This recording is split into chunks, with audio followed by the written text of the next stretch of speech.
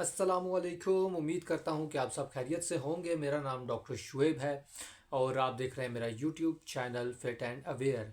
तो जनाब, आज बात की जाएगी शुगर के हवाले से, क्योंकि आप जानते हैं शुगर बड़ी तेज़ी से आपको फैलता हुआ नज़र आ रहा है कि आप हर दूसरे तीसरे बंदे को देखेंगे इसको शुगर है, शुगर है, शुगर है, हर टाइम यही सुनने को मिलेगा। और आपको बताएं ये शुगर है क्या। पहले तो आपको ये पता होना चाहिए ये शुगर है क्या और इसकी कितनी इकसाम होती हैं। शुगर हो जाए तो अलामात क्या आती हैं, इससे कैसे बचा जा सकता है। ठीक है, ये सब चीज़ें आज हम आपको इंशाल्लाह अपने इस वीलॉग में बताएंगे। आज बात करेंगे शुगर के हवाले से। शुगर क्या है? ये एक दायमी बीमारी है। ठीक है, इसमें होता क्या है कि आपका जिस्म शुगर, जो ग्लूकोज जिसको कहा जाता है, उसको इस्तेमाल ठीक तरीके से नहीं कर पाता।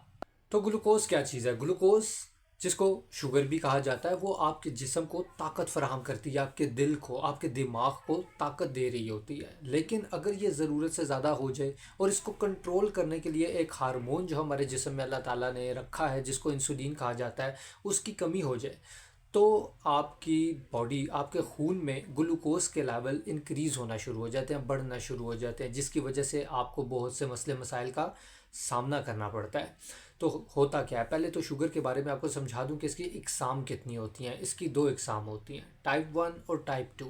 ठीक है, 90% लोगों को टाइप 2 होती है और जिसमें से कुछ फ़ीसद जो है, तकरीबन 7 से 8% को टाइप 1 होती है और बाकी जो कुछ रह जाते हैं वो मुख्तलिफ़ किस्म की और जो शुगर की इकसाम है वो देखने को मिलती हैं।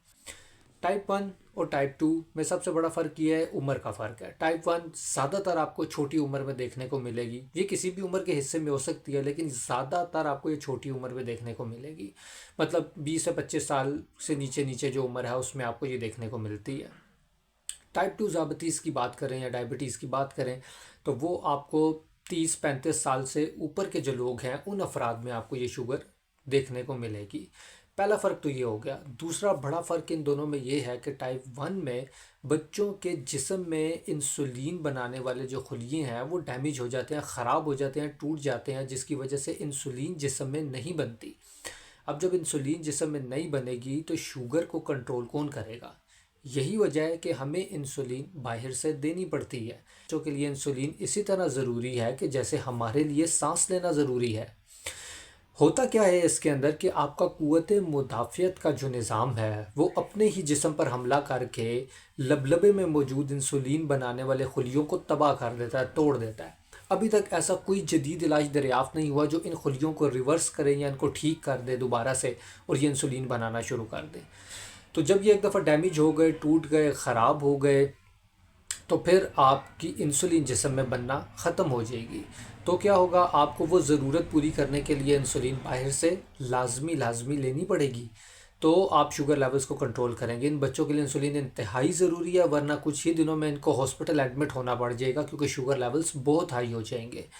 इस कंडीशन में आप कोई भी हकीम या होम्योपैथिक का नुस्खा इस्तेमाल करने से परहेज़ करें, क्योंकि उससे आपको कोई ख़ास फ़ायदा नहीं होने वाला। इंसुलिन ही आपका वाहिद हल है। ठीक है, अब बात करते हैं थोड़ी सी टाइप 2 के हवाले से। टाइप 2 के हवाले से आपको थोड़ा सा मैं बताता चलूँ कि टाइप 2 जो आपको, जैसे कि मैंने बताया, 35 साल की उससे जो ऊपर उम्र होती है उसमें होती है। अब होता क्या है इसके अंदर, ये इसकी दो बड़ी वजूहात होती हैं।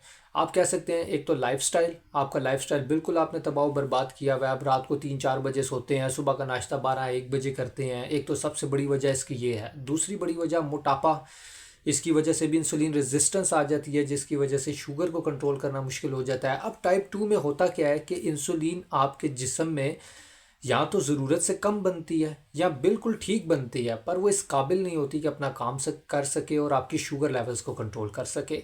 इसकी वजूहत यही होती हैं, सेडेटरी लाइफस्टाइल, जैसे कि मैंने आपको बताया, रात को 3-4 बजे सोना, सुबह 12-1 बजे उठ के नाश्ता करना, कोई फ़िज़िकल एक्टिविटी, एक्सरसाइज किसी किस्म की ना करना, मोटापा का आना, ये सब चीज़ें आपको टाइप 2 डायबिटीज़ की तरफ ले जाती हैं। जेनेटिक्स की बात करें तो टाइप 1 बहुत ही कम, क्योंकि वो ऑटो इम्यून डिजीज़ है, अपने ही क़ुव्वत मुदाफ़ियत के हमले की वजह से होती है, तो इसका ट्रांसफ़र, जेनेटिक ट्रांसफ़र बहुत ही कम है, बहुत कम। और जबकि टाइप 2 वो जेनेटिक ट्रांसफ़र बहुत ज़्यादा हो सकती है, क्योंकि आपकी फैमिली में वो रन करती है और आपके अगर ख़ानदान में स्ट्रॉन्ग हिस्ट्री है टाइप 2 डायबिटीज़ की, तो आपको बहुत ज़्यादा चांस है डायबिटीज़ का। इसलिए आपको चाहिए कि अपनी ब्लड शुगर लेवल्स को कंट्रोल करते रहें और इसको देखते रहें कि आया कोई शुगर लेवल्स जो है हमारे आगे पीछे तो नहीं हो रहे, तो आपको ये पता होना चाहिए। तो सबसे पहले मैं आपको स्टैंडर्ड गाइडलाइंस जो IDF इंटरनेशनल डायबिटीज़ फेडरेशन और ISPAD International Society of peds and adolescents वाले क्या कहते हैं कि कितनी शुगर लेवल्स को हम नॉर्मल कंसिडर करें कि जो शुगर जो डायबिटीज़ में कंसिडर ना हो। अच्छा, अगर तो आप बात करें प्री डायबिटीज़ की, तो प्री डायबिटीज़ में होता क्या है कि वो ये एक ऐसा लम्हा या ऐसा वक्त होता है कि अभी आप बॉर्डर पे खड़े हुए हैं, ज़रा सा आप आगे चले तो आप शुगर में दाखिल हो जाएंगे, ज़रा सा आप पीछे आए तो आप शुगर से बच जाएंगे। इसको कहते हैं प्री डायबिटीज़। इसके बारे में भी मैं एक वीडियो बनाऊंगा जिसमें आपको बताऊंगा कि प्री डायबिटीज़ क्या होती है और आप शुगर होने से पहले कैसे बच सकते हैं। अभी हम बात कर रहे हैं कि अगर किसी को शुगर हो गई है तो उसके नॉर्मल लेवल्स क्या होने चाहिए। खाली पेट अगर आप ब्लड शुगर लेवल्स चेक करें तो उसके शुगर लेवल्स होने चाहिए 70 to 145। ठीक है जनाब, खाली पेट सुबह निहार मुँह। उसके बाद अगर खाना खाने से पहले कर रहे हैं या अगर आपने खाना खा लिया है, खाने के 2 घंटे बाद हमेशा शुगर चेक की जाएगी ताकि अच्छे रिजल्ट्स मिलें आपको। उसमें कितनी नॉर्मल शुगर्स कंसिडर की जाती हैं, वो नॉर्मल शुगर्स कंसिडर की जाती हैं 90 से लेके 180 तक, 90 to 180।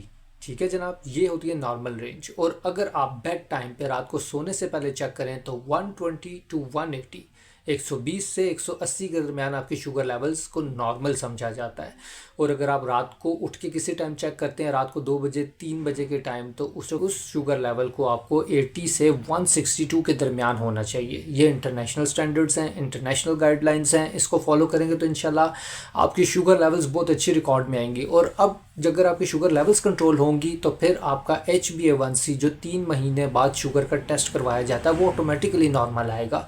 वो टेस्ट आपका 7 से नीचे होना चाहिए, 7 से ऊपर नहीं होना चाहिए। तो जनाब इजाज़त दीजिए, आज मुझे इंशाल्लाह ये सिलसिला जारी रहेगा और बहुत कुछ आपको भी बताने वाला है, बहुत कुछ कि शुगर को आपने कंट्रोल करना कैसे है। क्योंकि शुगर एक बार हो गई तो अब आपने इसके साथ चलना है और इसको कंट्रोल और मैनेज करना है। तो एक एक चीज़ आपको स्टेप बाय स्टेप सिखाई जाएगी और आपको खुराक से मुतल्लिक, कार्बोहाइड्रेट्स काउंटिंग से मुतल्लिक और हर चीज़ पे हम एक एक वीडियो बनाएंगे। इंसुलिन लगानी कैसे है, इस्तेमाल कैसे करनी है, स्टोर कैसे करनी है, शुगर लो हो गई, हाई हो गई तो क्या करेंगे, एक एक चीज़, फ़िज़िकल एक्टिविटी कितनी ज़रूरी है, खुराक कितनी ज़रूरी है आपके लिए, नफ्सियाती दबाव जो आता है आपके ऊपर शुगर की वजह से उसको कैसे ख़त्म किया जाए, ये सब चीज़ें इंशाल्लाह आपको बताई जाएंगी। हमारी वीडियोज़ इंशाल्लाह आपके पास आती रहेंगी। हमारे चैनल को फॉलो करें, सब्सक्राइब करें ताकि जो भी वीडियो डाली जाए वो आप तक बर वक्त पहुँचे और आप इस शुगर का मुकाबला मजबूती से और बहादुरी से कर सकें।